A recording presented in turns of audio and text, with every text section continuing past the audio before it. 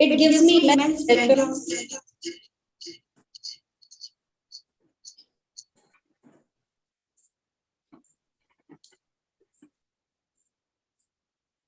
Some technical challenges for it.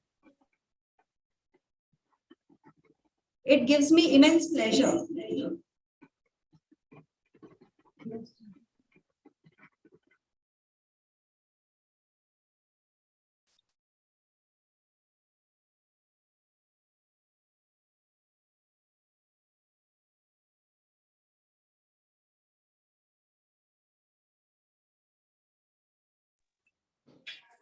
It gives me immense pleasure to welcome you all. I think there is no echo now, right? Nayan sir, is that okay? Yeah, no echo. Perfect. So yeah, it gives me immense pleasure to welcome you all to this interview series of Mentor My Board, that is Boardroom Talks. Boardroom is a place where fortunes of great companies are written, and hence in the pursuit of bringing best practices of boardrooms and best practices followed by eminent directors, independent directors, CEOs, CFOs, professionals as company secretaries, and international perspectives to the boardrooms. We have come out with this interview series with directors and professionals and business leaders who have been guiding, acting as torch bearers for the corporate India. And let me first introduce Mentor My Board to you. Mentor My Board is a platform wherein it's a platform about corporate directors, mentors, and the directors basically coming together to learn, network, sharpen their boardroom skills, and get the opportunity of serving on the companies and act as directors in various capacities. And we are on a mission to transform the Indian boardrooms and create a community of 1 lakh directors by 2027. We help directors who are continuously looking to sharpen their boardroom skills and leadership skills, upgrade their knowledge on the governance and best board practices, which will help the companies on which, the boards on which they serve as directors, they grow. Now, let me tell you, we have been recently, have started this second series of Boardroom Talk, and we are getting valuable suggestions and feedbacks. So thank you for liking this series also. And surely we will be bringing eminent directors and the professionals as we have today, Mr. Nayan Raval. So kindly do share, like, subscribe our YouTube page, our LinkedIn pages, or even our various social media handles, and that will really help us keep us inspired and motivated. So that is where just give me 1 second, there is some technical challenge, sorry.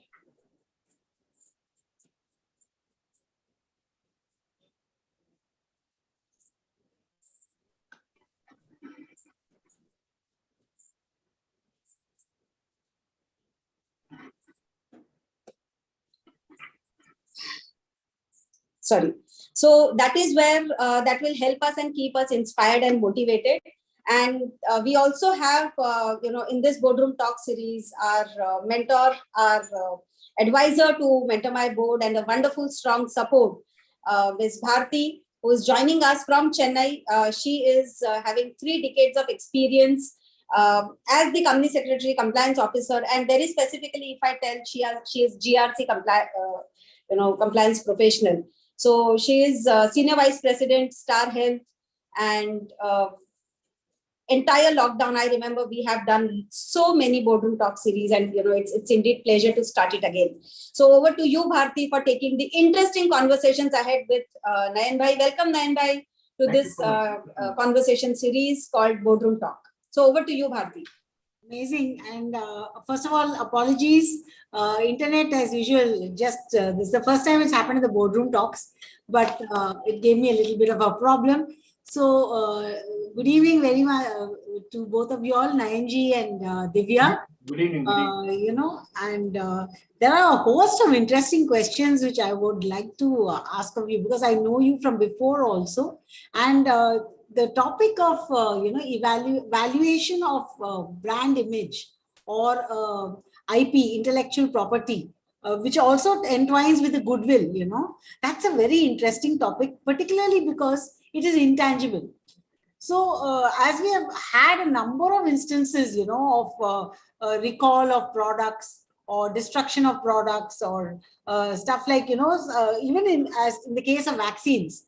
So they were running down the Bharat Biotech vaccine and how much the share price of that fell. So it is a very interesting topic, and I'm so happy to be able to meet you and talk to you on this subject. So first of all, before we jump into the actual, the meat of the topic, can I just ask you to share your brief professional journey and the highlights with particular regard to an IP attorney? Yeah. Thank you very much for inviting me on Mentor Board, and thank you very much to be a part of this lively audience. See, I started my career way back. I got graduated in 87 and I started working in 88 itself. I qualified as a lawyer first in 1991, and then in 1993 I got qualified as campus secretary. My first job started in 1989 with a practicing campus secretary called Mr. Narayan Raji, and I had a wonderful experience working with him, and he was an amazing person. He taught me a lot of things about not only about the profession but even of the factual thing about the life, what is all life about, and how do you really progress as a professional. And then I went to, after working with him for a brief period, I went to a legal professional, one Mr. Ashwin Ankad, who was an advocate and company secretary, both at that time. And then he chose to become a lawyer because you cannot practice both. So I was exposed to the legal field more as a company secretary, and I had more experience about the Companies Act from the legal perspective rather than the secretary perspective.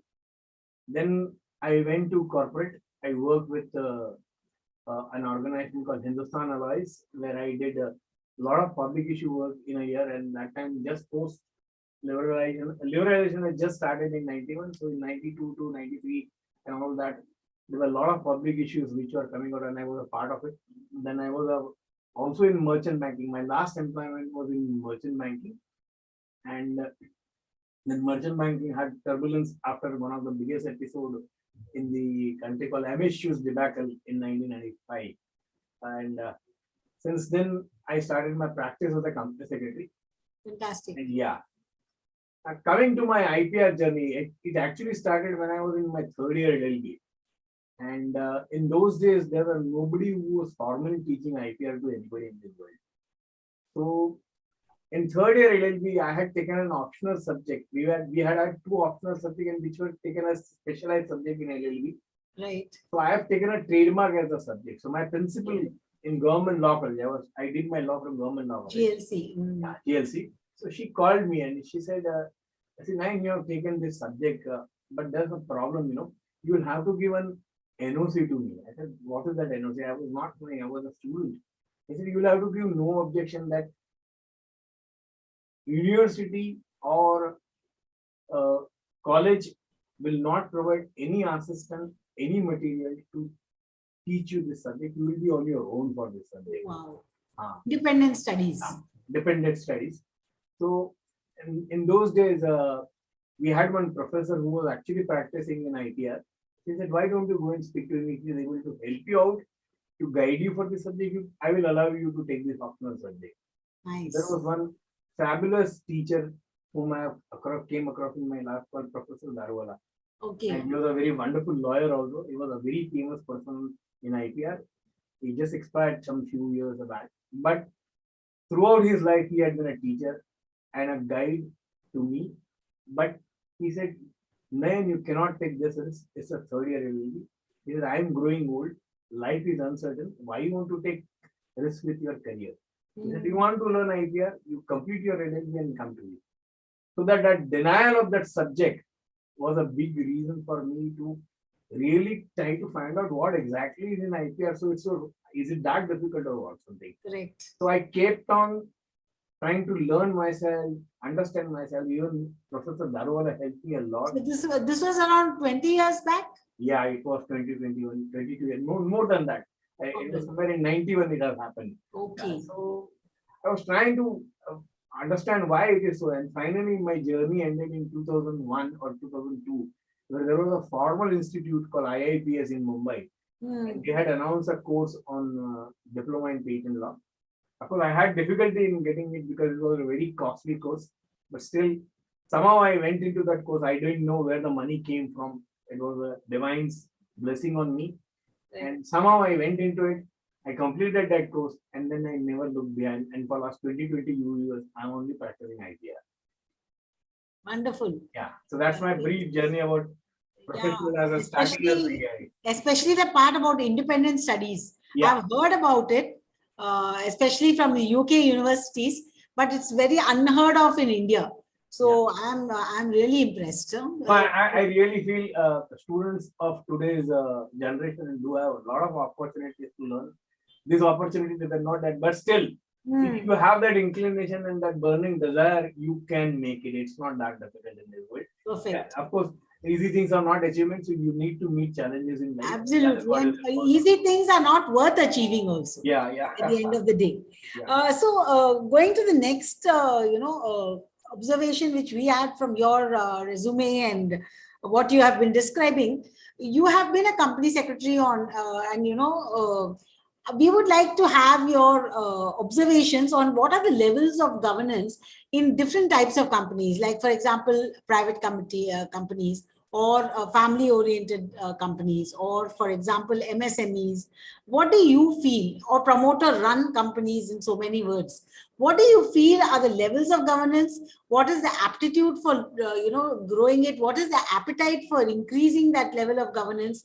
And, a company like, organization like Mentor My Board, which is also so new, but they have got so much of wide variety of professionals who are actually listening in also today. What do you feel? How do you think that we can grow governance? See, let me be very frank about it. As a company secretary, I have learned one subject in my final year of curriculum called board directors and the related sectoral practice. So actually governance was always there in this country. Its only thing is that we are having in a different form. So board culture is something which decides the board's governance. It is not that it is outside the board. It is always inside the board. So that's one has to understand. Now, if you see what I historically found about the companies and the board was that Britishers left in 1947 this country. While going, they handed over certain businesses to the families whom they feel and they trusted or they were loyal to Britishers. And there are a lot of permutation combination of this. And that's how we have inherited business and a board culture and a corporate culture in this country. But I'll tell you very frankly, board has and corporate governance has always evolved in this country on its own. And there was always a governance. See, ethics or governance or good practices or bad practices cannot be written in any legislation. Correct. Always come within you and always come within the objectives for which the organization actually is working for and what it is looking for.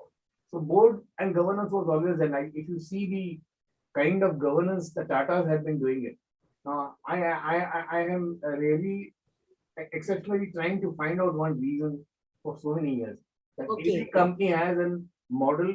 They start their journey from business and then they go to the social objective. This company started with the social objective and now have achieved the economic objective. Now that's a reverse journey this organization has done. It's an exceptional journey in this whole world. Correct. How they have evolved the governance is, I think, so the biggest example of good governance in this country. Amazing. Too right actually. Yeah. Do you not feel that when we think about valuation of goodwill and brand image, because brand image is separate, goodwill is separate, do you not feel that in boardrooms this ought to be discussed more? Because especially during IPO or when you're going for loans, somebody would be very much happy to invest in or buy or take over a Tata company as against some other company, which may not take off. So in your opinion, do you feel that this is not enough discussed in boardrooms as of now? Valuation? This is not discussed at all. Let me be very frank about That's very frank, yeah. And but it's alarming time for everyone. And very frankly, see what's happening is IPR is something which we have given to the whole world. I see. I'll tell you very frank, and I can prove this. I can prove this beyond doubts with so many examples in life. You're saying intellectual property rights, the concept Yeah. we Indians have given to the whole world. It is India. It is India where the IPR was born. Oh, I'll tell you very frankly, and I'll prove it with examples. And this has gone outside India.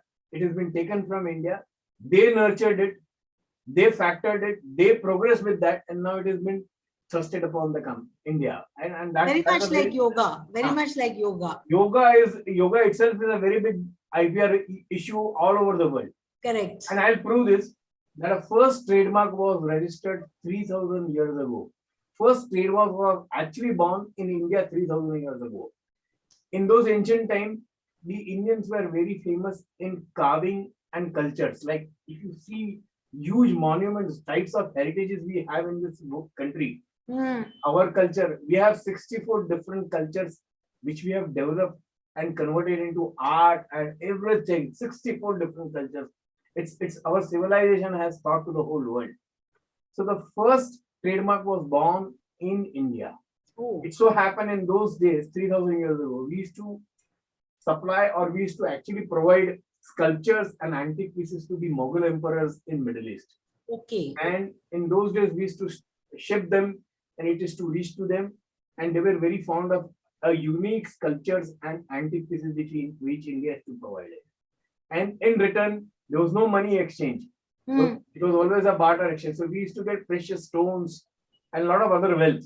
Okay. So some other continents and geographical jurisdictions observed it that this is why India is having this type of wealth and income. So they started supplying the same thing as if it is India sending them. So some of those emperors found that it is not actually the kind of made they could make it out. So they reported this fact to the Indian sculptors. But how do I come to know that it has been sent by you? It's coming as if you have sent it, but we don't know how to recognize it. So the sculptures and the carvers said that we will engrave our signature on it with a date that when we did completed this work. And that was the first trademark born 3,000. Oh, wow, this is fascinating. And this information I have not got from India. I have got from Geneva and an institution which administers IPR all over the world. Fabulous. Now, there's one more reason to be so proud of our history. Huh? Yeah. Amazing. There are so many reasons. So it's something like IPR is born in India. Like you're from South. In South, in those traditional years, weaving, today also weaving is a very prominent activity in South. Correct. For years and years and for so many years and years, weaving is taught to everybody in South. In those days, the traditional families used to teach weaving to everybody, whether he's a Brahmin or whatever it is. The boy has, or the male person in that family has to learn weaving. Whether he goes to Kurukul, he becomes something, Vidwan or whatever it is, but he has to learn weaving. That was the rule. But they will never teach weaving to daughters. Because she goes into another family. So the knowledge will go out. Now that these are two examples which is beyond doubt to prove that IPR which was given by India to the whole world. Oh, wow. I'm sure all the viewers who are watching, they will be highly fascinated by this, which brings us back again to the question that you said that they are not discussed at all. So how do you feel this can be promoted? Because goodwill valuation, everybody just writes goodwill valuation on the balance sheet. It's an asset.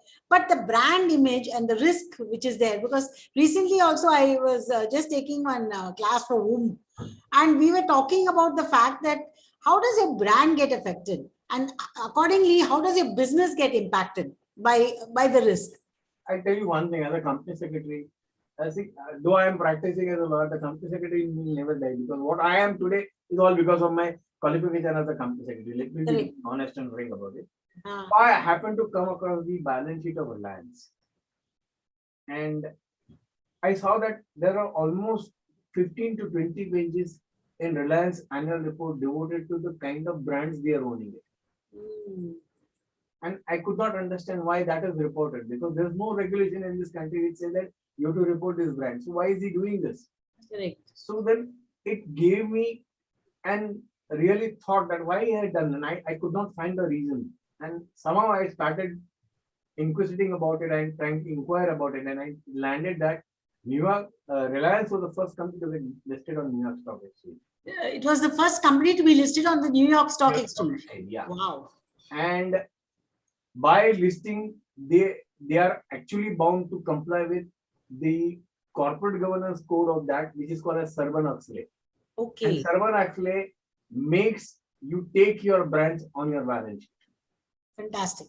Yeah. So you take your brand on your balance sheet. Balance When sheet. you take your brands on your balance sheet, there are valuations and other factors which are considered before you really take them into the policy. So reporting of IPR is something which is going to be a very important thing. And in India also it is going to come. Yes, It's a immediately. high time. Now itself, it's being people are becoming more sensitized to that. So actually, so Sarban-Oxley made Reliance to report the same thing in the even your parent company. That you need to at least report it in your parent company. You may not take it on balance sheet because the law does not require that to you to do that, but you need to report that to your stakeholders as to what kind of IPR you are owning it. And that reporting can make a lot of difference, and that's where the evaluation and the risk management of brand building, value, goodwill, whatever it is, everything will come out. Oh, this is really good. So I'm wondering, like, of all the other than compliance professionals who are here, are also IP attorneys who are here in our audience or in our members, are they aware what a wonderful and important opportunity it is? Because we always talk about financials, we talk about compliance, we talk about other these things, but this is a huge importance, especially when you want to go in for investing or for IPO. Because it's all about the brand, your IPO will be successful or not depending upon the brand value you have created. In fact, I have a very good example. If I can, if the time Please, permits. please do share. Yeah. I think so. There was a public issue which came some 10 years back or 12 years back.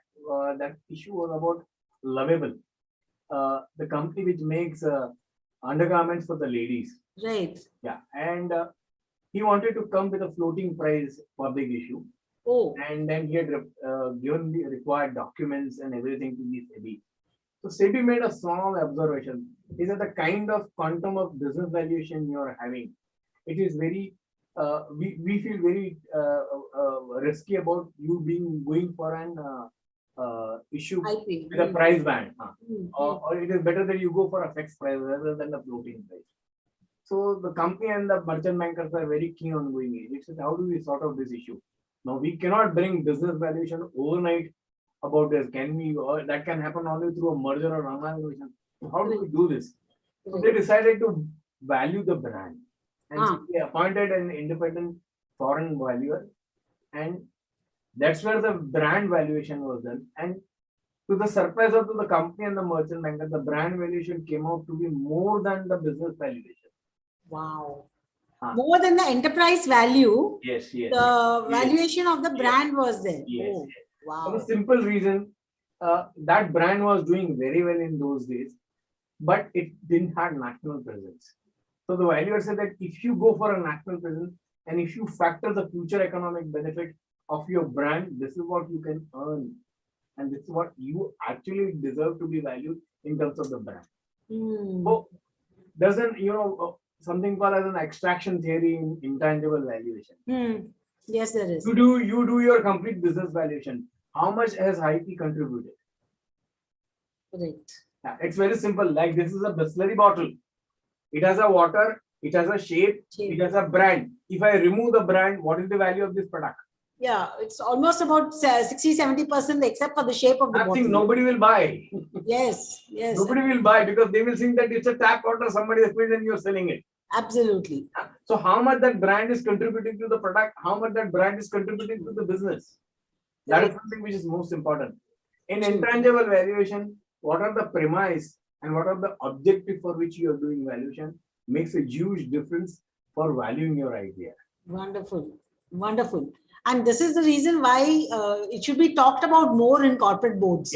Yes. Directors have to be realizing what a gold mine they are sitting in. And further, when we are also making our company's revenues, we are investing it. Okay. So all of it does not go into building plant and machinery, etc. So there is a lot of it invested for a rainy day. So when we do the investment for either held to market, held to maturity or mark to market, do we also take into account the brand value of the investment which we are doing? We are not doing. Currently, that is not the concept. It is only HTM or MTM. Yeah. Okay. I'll tell you one thing more about Yeah. it. Yeah. See, in India, we have a perception of the only registered IPR. Yes. Correct? There are so many which are not registered IPR, but they are still intangibles in your life, like your dealer network, your vendors list. These are all the data. Data is going to be the oil of tomorrow. Oil, yes, yes, it is today itself oil. It started becoming so important. Yeah, the data is something which is going to be the oil of the Indian economy, or it is going to be an oil of the corporate economy. So when the data is there, what specific data you are having, if you take that also onto the balance sheet, the perception of the balance sheet and the perception of the investment totally change about that. True, true, true. This is all really opening up a lot of windows, and there's huge amount of professionals who have also got these opportunities for valuation. Because, like you said, no, when you are doing your independent studies, nobody has been there, done that. Because you are. So, how do you value this? This is also a wonderful opportunity for people to learn. Like if the company is very software specific, very heavy on software, how you value the artificial intelligence algorithms, how do you use augmented reality? Because of that, your brand is getting created, like Byju's. Brand value of Byju's is getting created. So if you have invested, as part of your investments, your assets are held in a company like Byju's or this thing. How do you value that? So it's not just the value of the shares which you have invested there, it is also the brand value of the company in which you are invested, which should be taken into your balance sheet. Though it will be very difficult to value that and bring it. Because we are thinking in terms of enterprise valuation and brand valuation of our own company. But how about in the investments which you are doing? Very interesting concepts and stimulating conversation. 9 by. Then what role does IPR play? You have already answered to a large extent in business growth, valuations and investment. So you have been answering that. So we'll go to the next one. If it is so important, how do you feel that it should form a part of the board agenda in the board meetings? What would be a board strategy? How often do you feel that it should be reviewed? And can you broadly guide the audience on this? See, I'll tell you one very good fact about it. TCS was awarded just 2 months back the best innovative and IPR company in India. Good. So when I got that, I tried to understand what it is, and I came across a lot of interviews about their executives. The most important thing which I found that why TCS has been awarded the best innovative and best IPR company in this country, and why they are doing it. The simple one reason I could understand is that they have evolved innovation and IPR as culture. Why they have done it? For the simple reason, they have used IPR and innovation as a business transformation tool in their organization. So IP and the innovation. Innovation is infrastructure for IP. I'll be very frank about it. Yeah. Without innovation, there cannot exist IPR. There cannot be IPR. Yeah. So innovation and IPR together are the biggest tool for business transformation. And business transformation, to understand a business transformation, it is very important in a disruptive economy which all over the world is happening today. Business transformation tool, IP, they have considered IP as the biggest business transformation tool. And through this tool, they are doing 3 things. One is enhancing customer value. Okay, enhancing customer value. Fantastic. Enhancing customer value. Second is actually finding out new horizons of customer value. And the third is that they are actually increasing every stakeholder's value in that organization which they're working for. Good. So they are really reinventing the whole absolutely hemisphere. So for a boardroom, you cannot happen now. This has not happened overnight. Yeah. For a boardroom, what is important is they should always think about evolving innovation on IPR as a culture, and it can happen only if the board takes it. Correct. If you just ask your HR guy to say that, okay, just say that people should do innovation on IPR, it's not going to happen. It's not going to work. There has to be a strategy around it. Yes. So strategy comes when you evolve that as a culture. So when you think about an objective of IPR and innovation as a culture for an organization, you will have the next thing is that there will be a policy for it. And for deciding a policy, you will decide a strategy for it. So it all is absolutely woven in each other and it can come. But the starting point is that IP and innovation should be as a culture. Correct. Because most companies, no, especially manufacturing companies, relegate it to research and development. How much research goes into it, what development happens out of it, what is the fruits of that, how much are you weaving it into your business, that is not actually coming. So for us, if you recall, in costing, there is this thing of how you reduce the costs, maximin, minimax, and things like that, which we used to do, and standard costing and all those concepts. But beyond that, there's not much into R&D in the manufacturing companies. In the service companies, that also is not there. No, so I'll tell you very I'll tell you very frankly, innovation and IPR, if you want to do it, is not require you to have an R&D. Let's take one small discussion ahead before we go ahead. Like, if you see 3 brands, I'm just talking about 3 brands and 3 IPR. One is Swiggy, second is Zomato, and third is Oyo. If you take these 3 brands, let's see how board of these companies must have thought. And they are startups also. When they started, they may have been startups. Correct. Today they are a big organization. Yeah.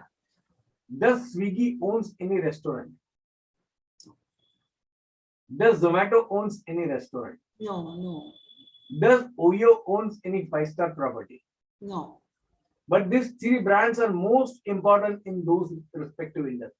Correct. In fact, those industries depend today greater extent on these 3 brands for their really working their business. Especially during COVID, 40 to almost 60% of the revenue came because of the existence of these. Absolutely. So these are some new business practices which are getting evolved because you have innovation and IP as your culture. See, you are not doing anything, you're not owning any kind of restaurant, you're not owning any kind of 5-star property, or for that matter, even you take Ola or Uber, they don't own those fleets of cars. Completely, they don't own it. They may have 5-10%. And still, they are the most important brands, or they are the most important, they are conducting the most important function in those respective industries where they are existing. So how would you value these web aggregators? How do you value their business when they want to go in for IPOs? Like a few basics for the interest of the listeners. What are the broad parameters which you take it into account when you're wanting to value them? It's not the only IPR. It's not only the IPR. It's the, I'll tell you very frankly, see, one thing which I feel as a Gujarati also I have learned about this is business is an exercise to do value creation and not only valuation. And valuation is going to be a part of that value creation. Agreed. If the business has a value creation, valuation will automatically come. What these guys have done is, as an exercise, they have created business as a value creation. They have done the value creation for the existing industries, existing businesses, which were existing for so many years. They created that value creation for them, and by virtue of that, they have been able to create their own valuation for them. Nice. And now that there are no global boundaries as such, nothing. So now I'll tell you, once the Swiggy or Zomato has a huge network that can be done absolutely anywhere. Now they can go into logistics also. Absolutely, logistics is a. They can sell anything. Now they can sell anything. It's not only the restaurant services. They can sell anything now. Correct. So, what do you think about business owners now looking into international IPRs? That there exists. People are doing international IPR, and in fact, we have increased our filings outside India like anything, and there are so many brands which exist all over the world, even in SME sectors also. Oh, good, very good. So internationally, we are actually having a huge presence as far as IPR is concerned. Okay, how much do you feel would be service, and how much do you feel would be manufacturing? So it's not. They have their own space about IPR. Okay.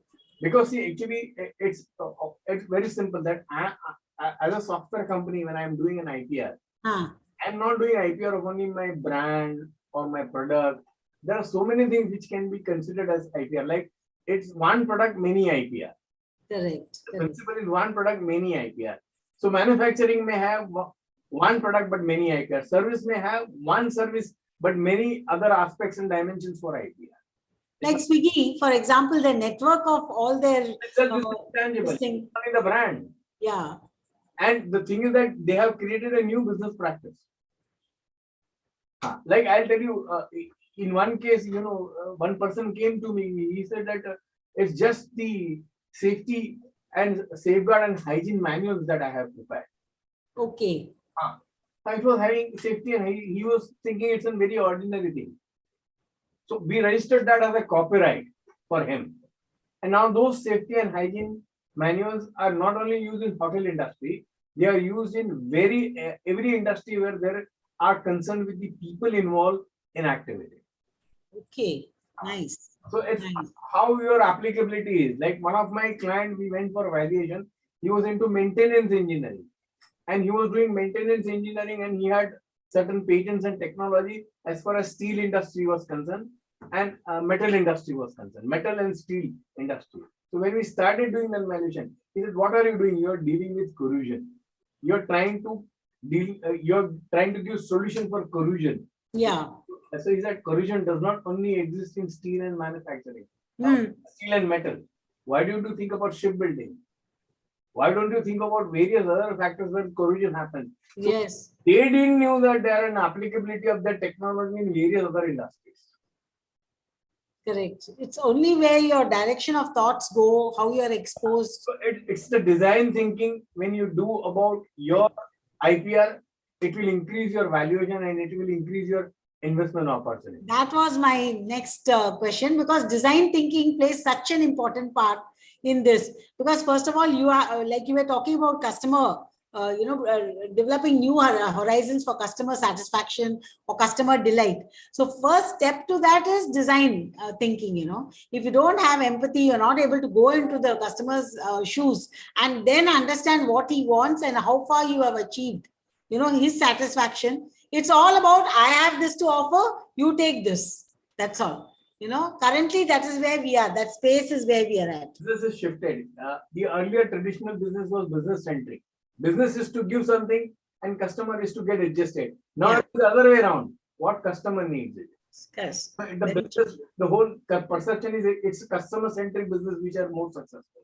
Correct. So Nayan, I just wanted to ask you, as you know, My Board is very much into not only just training and mentoring directors, but whole boards, especially of the concerns who are not so far exposed, who might be going for IPO, who might be, broadening their horizons, so to speak. So for them, how do you feel that My Board can perform a greater service in the area of IP, copyright, patent, let them realize their value? Like you said, that guy who designed safety manuals, he did not even realize what a treasure trove he's got in his hands, like that. So how do you feel My Board can perform this service by sensitizing? I'll tell you very frankly. In fact, when Divya approached me and then she sent me all the questions today morning, I've written a written mail to you and Divya both. First of all, let me at the outset I really, really appreciate you and put it on record that you both are doing amazing job. Oh, it's Divya's. Amazing job. And in fact, I'll tell you, we do not have in this country platforms to do debates and discussions. We need to have, like I'll tell you, we are actually at a threshold of coming for data governance as an issue in this country. Like there's a lot of things which is talked about data protection and data governance. Yes. We don't know how it is going to work. So we do not have a debate platform. We have consultation platforms. We have merchants and symbols who do consultations and all that. But in this process, very limited people are getting involved. But if we have platforms like Mentor My Board on various topics where the board gets affected, or whether board wants to make a representation as to it, like corporate governance, it's very simple. I'll tell you, the biggest challenge for corporate governance in this country is that it should not be taken as a tool for legislation and compliance. Correct. It is beyond legislation and Much. yeah, it is beyond legislation and compliance. It is something, an institution which comes with a trust. Yes. If you do not trust, it will not come.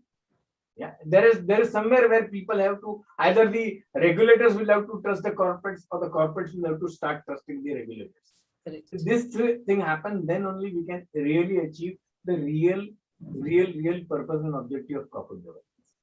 So, like Mentor My Board can play an important role, and absolutely, at least this is a starting point, and then you can evolve yourself, and 100% you will evolve it. I'm sure about it, because this type of platforms are somewhere where we can have debates and really have discussions on what people need to understand. And we should also have, in fact, I suggested to Divya that you take empathy study from the people, what they want to get discussed on this, and that will help you to progress like anything. Wonderful. Very well said. Divya is, I'm sure, just itching to get into this discussion. Please go ahead, Divya. Yeah. Thank you so much. I think very interesting conversations, and it was really amazing to listen about ancient India and how we have been pioneers even into the IP field. But overall, I think I have been interacting with a lot of boards, and I have seen that recently, definitely trademark IPRs have been gaining importance because of the valuation. That's people want that to be tagged in. But overall, when we see that definitely it's gaining momentum overall. What I see, but True. still, when we see the smaller businesses, and I always keep telling one number. There are 7 crore businesses which are registered in India as per MSME statistics. But everybody, doesn't even know that there is intellectual property rights where, they can encash their brand. So there is a huge, definitely learning and process which India will be evolving overall. And I think internationally, Nayan bhai, it's again a good opportunity even for professionals, because we all three are company secretaries here. It's again a good opportunity for professionals like company secretaries, chartered accountants, advocates to venture into IPR as a subject, which is definitely having a great momentum across the world. So I think wonderful conversations and interesting conversations by both of you. And Nayan bhai has also joined the platform as mentor with us. He is creating and curating special programs, courses for us. So that is going to be, something very interesting. So and the topics, what he is taking up is very different, unique, which are required for boardrooms to know. And usually, boards don't think, or directors don't think from those perspectives. So that's how I think we will be able to, send what lot of learnings what he has, True. or experience what he has gained, which will be beneficial to the directors, aspiring directors, even promoters and founders of the mid-sized businesses, growing businesses. So I think that is something, important initiative what I have taken, and where it's indeed wonderful to have a support like Nayan bhai, Bharti, and everyone, so many mentors. I mean, when I created our advisory board, and when I sent the intimations to them, so none of them, said that we will not be joining. So that's the, kind of a confidence which everyone around me has on this platform overall. And thank you for the interesting conversations. And before we end, I would like to wish, everyone who's watching this as Merry Christmas and also a Happy New Year, because we will not be going live on 30th and on 6th because of the holidays, and a lot of people will be traveling, so we want to give it a break. So we will be meeting from the second Friday onwards in January. And Boardroom Mastery as a certification program is launching from 25th of January. We have started our second batch of WOM, Women on Management and Boards. So a lot of interesting conversations, a lot of interesting stuff happening on the platform of Mentor My Board. So stay tuned, log into the platform, and most importantly, follow us on all the social media handles. You will be getting immense learnings by our mentors. So thank you, and signing off. And Nayan bhai and Bharti, thank you so much for being here with us.